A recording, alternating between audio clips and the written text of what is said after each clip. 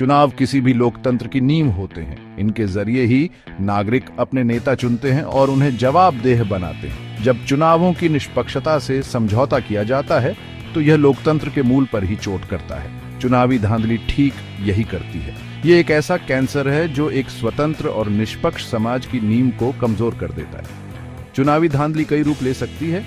इसमें ballot box में धांधली, मतदाताओं को डराना धमकाना या मतदाता सूची में हेरफेर शामिल हो सकता है। यह व्यक्तियों, राजनीतिक दलों या सरकारों द्वारा भी किया जा सकता है। कोई भी इसे करे या यह कैसे भी अंजाम दिया जाए, चुनावी धांधली एक गंभीर अपराध है जो लोगों की इच्छा को कमजोर करता है। चुनावी धांधली के परिणाम दूरगामी होते हैं। इससे भ्रष्ट और गैर जिम्मेदार नेताओं का चुनाव हो सकता है। इससे सरकार और लोकतांत्रिक संस्थानों में जनता का विश्वास कम हो सकता है। ज्यादा गंभीर मामलों में इससे हिंसा और अस्थिरता भी फैल सकती है। ये जरूरी है कि हम चुनावी धांधली को रोकने के लिए सभी जरूरी कदम उठाएं और यह सुनिश्चित करें कि हमारे चुनाव स्वतंत्र और निष्पक्ष हों। इसमें चुनावी धांधली के खिलाफ सख्त कानून बनाना और लागू करना, मतदाताओं को उनके अधिकारों के बारे में शिक्षित करना और चुनावी प्रक्रिया में पारदर्शिता और जवाबदेही को बढ़ावा देना शामिल है। चुनावी धांधली खुद को कई खतरनाक तरीकों से दिखाती है।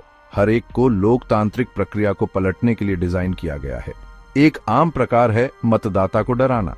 यह तब होता है जब व्यक्तियों को वोट डालने से रोकने के लिए या किसी खास उम्मीदवार को वोट देने के लिए मजबूर करने के लिए उन्हें धमकाया जाता है या परेशान किया जाता है। इस तरह की रणनीति मतदाताओं के दिलों में डर पैदा करती है, उनकी आवाजों को दबाती है और लोगों की असली इच्छा के प्रतिबिंब को विकृत करती है।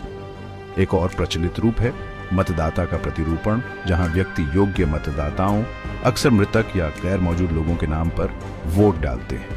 यह प्रथा वोटों की संख्या को धोखाधड़ी से बढ़ा देती है, जिससे अपराधियों के पक्ष में नतीजे आते हैं। इससे मिलता जुलता है एकाधिक वोटिंग, जहां व्यक्ति एक ही चुनाव में एक से ज्यादा बार वोट देते हैं, या तो अलग अलग नामों से पंजीकरण कराकर या वोटिंग सिस्टम में खामियों का फायदा उठाकर। फिर है बैलेट बॉक्स में धांधली का घिनौना कृत्य। इस सदियों पुरानी चाल में पहले से चिह्नित मतपत्रों के साथ बैलेट बॉक्स भरना शामिल है, अक्सर बड़ी संख्या में, किसी खास उम्मीदवार या पार्टी के लिए वोटों की संख्या को कृत्रिम रूप से बढ़ाने के लिए। यह बेशर्मी भरा हेरफेर एक व्यक्ति, एक वोट के सार को ही कमजोर करता है। ये कुछ उदाहरण हैं कि कैसे चुनावों से समझौता किया जा सकता है। इन युक्तियों के बारे में पता होना जरूरी है ताकि हम उन्हें बेहतर ढंग से पहचान सकें और उन्हें होने से रोक सकें। चुनावी धांधली से निपटने के लिए अलग अलग देशों में अलग अलग कानूनी ढांचे होते हैं। संयुक्त राज्य अमेरिका लोकतांत्रिक चुनावों के अपने लंबे इतिहास के साथ संघीय और राज्य कानूनों की एक जटिल प्रणाली है।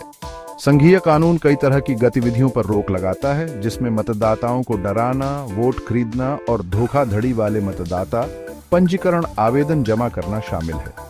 हालांकि चुनाव कराने की जिम्मेदारी काफी हद तक अलग अलग राज्यों पर होती है। इसका मतलब है कि चुनावी धांधली को नियंत्रित करने वाले खास कानून, साथ ही उन कानूनों का उल्लंघन करने पर मिलने वाली सजा हर राज्य में अलग अलग होती है। कुछ राज्यों में सख्त मतदाता पहचान पत्र कानून है, जबकि अन्य में अनुपस्थित मतदान नियम अधिक उदार हैं। कानूनों का यह ताना बाना भ्रम और विसंगतियां पैदा कर सकता है, जिससे चुनावी धांधली का पता लगाना और उस पर मुकदमा चलाना संभावित रूप से और ज्यादा मुश्किल हो जाता है। फ्रांस लोकतंत्र का एक और धुरंधर चुनावी धांधली के खिलाफ भी सख्त रुख अपनाता है। फ्रांसीसी दंड संहिता कई तरह के चुनावी अपराधों को अपराध मानती है, जिसमें मतदाताओं को डराना, एकाधिक वोटिंग और अभियान के उद्देश्यों के लिए सार्वजनिक धन का दुरुपयोग शामिल है। संयुक्त राज्य अमेरिका के विपरीत फ्रांस में एक केंद्रीकृत चुनावी प्रणाली है, जिसमें आंतरिक मंत्रालय चुनावों के प्रशासन की देखरेख करता है। इस केंद्रीकृत प्रणाली का उद्देश्य चुनावी कानूनों के अनुप्रयोग में अधिक एकरूपता और निरंतरता सुनिश्चित करना है। कानूनी ढांचों में इन अंतरों के बावजूद संयुक्त राज्य अमेरिका और फ्रांस दोनों ही अपने चुनावों की सत्यनिष्ठा को बनाए रखने के लिए एक समान प्रतिबद्धता साझा करते हैं। वे मानते हैं कि स्वतंत्र और निष्पक्ष चुनाव उनके लोकतंत्रों के कामकाज के लिए जरूरी है, और जो लोग उन्हें कमजोर करने की कोशिश करते हैं उनके खिलाफ कानूनी कार्रवाई करने के लिए तैयार हैं। भाग 4 मतदाता हेरफेर। Artificial migration. मतदाता हेरफेर चुनावी धांधली का एक खास तौर पर खतरनाक रूप है, जिसका उद्देश्य मतदाताओं की संरचना में हेरफेर करके चुनावी नतीजों को प्रभावित करना है। एक तरीका है आर्टिफिशियल माइग्रेशन, जहां लोगों को सिर्फ वोट को प्रभावित करने के उद्देश्य से खास निर्वाचन क्षेत्रों में स्थानांतरित किया जाता है। यह रणनीति अक्सर उन क्षेत्रों में अपनाई जाती है जहां कड़े चुनाव होते हैं, जहां वोटों की एक छोटी संख्या से काफी फर्क पड़ सकता है। मतदाताओं का स्थानांतरण विभिन्न तरीकों से प्राप्त किया जा सकता है, जिसमें अस्थायी आवास का प्रावधान, वित्तीय प्रोत्साहन या यहां तक कि जबरदस्ती भी शामिल है। कुछ मामलों में व्यक्तियों को कई निर्वाचन क्षेत्रों में वोट करने के लिए पंजीकृत किया जा सकता है, जिससे वे कई स्थानों पर वोट डाल सकते हैं। यह प्रथा, जिसे डबल वोटिंग के रूप में जाना जाता है, अधिकांश लोकतंत्रों में अवैध है। आर्टिफिशियल माइग्रेशन न केवल एक व्यक्ति एक वोट के सिद्धांत को कमजोर करता है, बल्कि प्रभावित निर्वाचन क्षेत्रों में वैध मतदाताओं को वंचित भी करता है। जब लोगों को बसों में भरकर लाया जाता है या अन्यथा केवल मतदान के उद्देश्य से स्थानांतरित किया जाता है, तो यह निवासी आबादी की मतदान शक्ति को कम करता है। इसके अलावा ये प्रथा एक असमान खेल का मैदान बना सकती है, क्योंकि यह उन उम्मीदवारों या पार्टियों का पक्षधर है जिनके पास लोगों के इतने बड़े पैमाने पर आंदोलनों को अंजाम देने के लिए संसाधन है। आर्टिफिशियल माइग्रेशन के जरिए मतदाता जनसांख्यिकी का हेरफेर चुनावी अखंडता के लिए एक गंभीर खतरा है और इसकी निंदा की जानी चाहिए और मजबूत कानूनी ढांचों और सतर्क निगरानी द्वारा इसका मुकाबला किया जाना चाहिए। भाग 5, कानून के जरिए मतदान के अधिकारों में हेरफेर।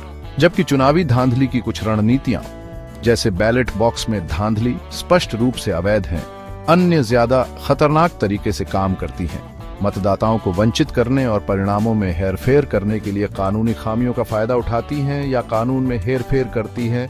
इस तरह की एक विधि में ऐसे कानूनों को शामिल करना शामिल है जो सतह पर तटस्थ लगते हैं, लेकिन मतदाताओं के कुछ समूहों को अनुपातहीन रूप से प्रभावित करते हैं, अक्सर नस्लीय, जातीय या सामाजिक आर्थिक आधार पर।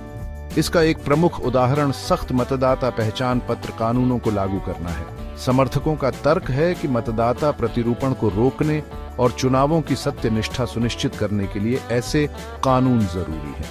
हालांकि आलोचकों का तर्क है कि ये कानून अल्पसंख्यक मतदाताओं, कम आय वाले व्यक्तियों और बुजुर्गों को अनुपातहीन रूप से वंचित करते हैं, जिनके पास आवश्यक प्रकार के पहचान पत्र होने की संभावना कम होती है। एक और युक्ति में मतदान स्थलों तक पहुंच सीमित करना शामिल है, खासकर उन क्षेत्रों में जहां अल्पसंख्यक मतदाताओं की बड़ी संख्या है। यह मतदान केंद्रों की संख्या कम करके, मतदान के घंटे कम करके या पर्याप्त सूचना के बिना मतदान स्थानों को बदलकर प्राप्त किया जा सकता है। इस तरह के उपाय मतदाताओं के लिए अनावश्यक बाधाएं पैदा करते हैं, जिससे प्रतीक्षा समय ज्यादा लंबा होता है, मतदान कम होता है और अंततः कुछ आवाजों का दमन होता है। मतदान के अधिकारों में ये हेरफेर, जो अक्सर मतदाता धोखाधड़ी को रोकने की आड़ में किए जाते हैं, लोकतंत्र के लिए एक गंभीर खतरा है। वे चुनावी प्रक्रिया में जनता का विश्वास कम करते हैं और मतदान के मौलिक अधिकार किसी भी लोकतांत्रिक समाज की आधारशिला को कमजोर करते हैं। भाग 6, 2024 के अमेरिकी चुनावों का मामला। 2024 का अमेरिकी राष्ट्रपति चुनाव 2020 में अपने पूर्ववर्ती की तरह चुनावी धांधली के आरोपों में घिरा हुआ है।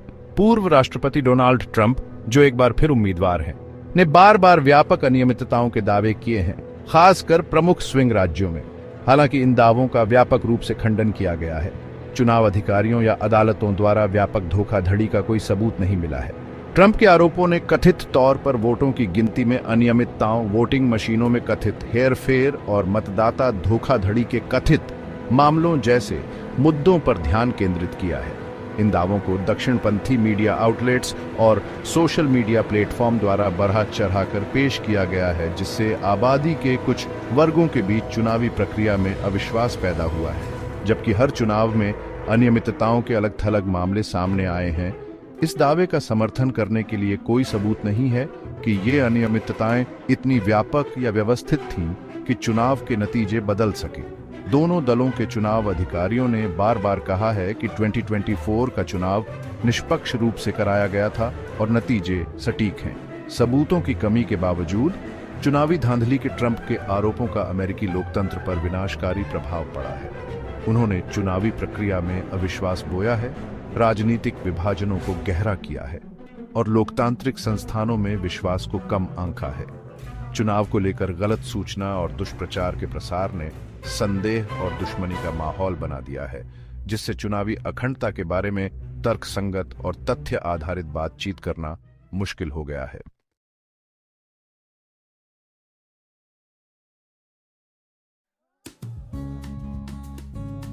लोकतंत्र का आधार जनता की इच्छा होती है, जो चुनावों के माध्यम से व्यक्त की जाती है। लेकिन जब इस पवित्र प्रक्रिया को वोट खरीदने जैसी प्रथाओं से कलंकित किया जाता है, तो यह लोकतंत्र के मूल सिद्धांतों को कमजोर करता है। वोट खरीदना, जहां मतदाताओं को उनके वोट के बदले में प्रलोभन दिया जाता है, एक गंभीर समस्या है जो दुनिया भर में लोकतांत्रिक प्रक्रियाओं को प्रभावित करती है। यह निबंध इस प्रथा के तरीकों, परिणामों और संभावित समाधानों का पता लगाएगा। वोट खरीदना लोकतांत्रिक प्रक्रियाओं को विकृत करता है और चुनावों को वास्तविक जनमत का प्रतिबिंब बनने से रोकता है। यह प्रथा धन और शक्ति के असंतुलन को बढ़ावा देती है, जिससे धनी उम्मीदवारों और दलों को अनुचित लाभ मिलता है। गरीबी, अज्ञानता और असमानता से जूझ रहे देशों में वोट खरीदना विशेष रूप से प्रचलित है, जहां मतदाता अपनी बुनियादी जरूरतों को पूरा करने के लिए अपने वोट बेचने के लिए मजबूर हो सकते हैं।